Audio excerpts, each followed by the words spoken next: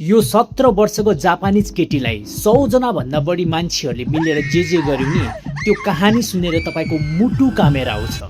कमजोर मुटु भएकोले यो भिडियो नहेर्नु। यो केटीको नाम हो जुनको फ्रुटो र ऊ एउटा जापानको कलेजमा पढ्ने गर्थ्यो र त्यो बेलामा ऊ सँगसँगै एउटा केटा पनि पढ्ने गर्थ्यो जसले उसलाई एकदमै ज्यादा मन पराउँथ्यो र उसलाई एक दिन उसले प्रपोज गर्छ कि म तिमीलाई माया गर्छु, तिमी मसँग बिहे गर। तर उसले एकदमै रेस्पेक्टफुल्ली उसलाई भन्छ कि म तिमीसँग बिहे गर्न चाहन्न, मलाई कोहीसँग पनि बिहे गर्न चाहन्न, पहिला म आफ्नो करियर बनाउन चाहन्छु। र त्यति भन्ने बित्तिकै त्यो केटाको इगो हट हुन्छ र त्यो केटाले त्यो केटीसँग बदला लिने सोच्छ र त्यो केटा एकदमै बिग्रिएको केटा हुन्छ र त्यसको लिङ्क जापानिज ग्याङस्टरसँग हुन्छ र त्यो बेलाको टाइममा जापानमा ग्याङ कल्चर एकदमै ज्यादा चल्थ्यो र त्यो केटा पनि ग्याङसँग जोडिएको थियो र त्यो केटाले दाउँ छोप्छ एक दिन त्यो केटी कलेजबाट फर्किँदै गर्दाखेरि उसले किडन्याप गरेर लिएर जान्छ आफ्नो 3 जना साथीहरूसँग र एउटा रुममा राख्छ र रुममा राखेर त्यो केटाहरूले सुरु गर्छ टर्चर। सबैभन्दा पहिला त उनीहरूले बलात्कार गर्न सुरु गर्छ। चारैजनाले पालो बलात्कार गर्छ र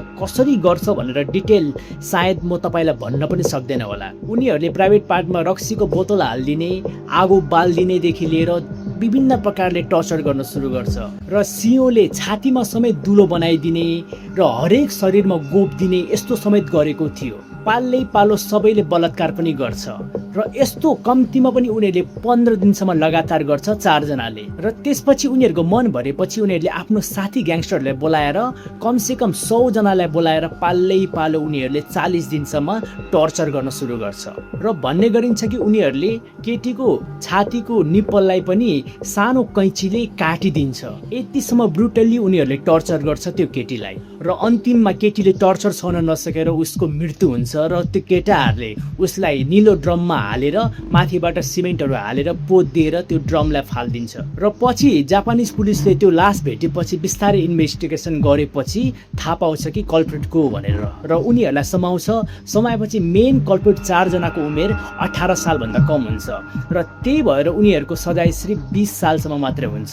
तपाईँहरूलाई के लाग्छ साथीहरू, 20 साल के उनीहरूलाई काफी थियो त? तल फटाफट कमेन्ट गरेर भन्नुहोस् त र फलो गर्नु होला च्यानललाई।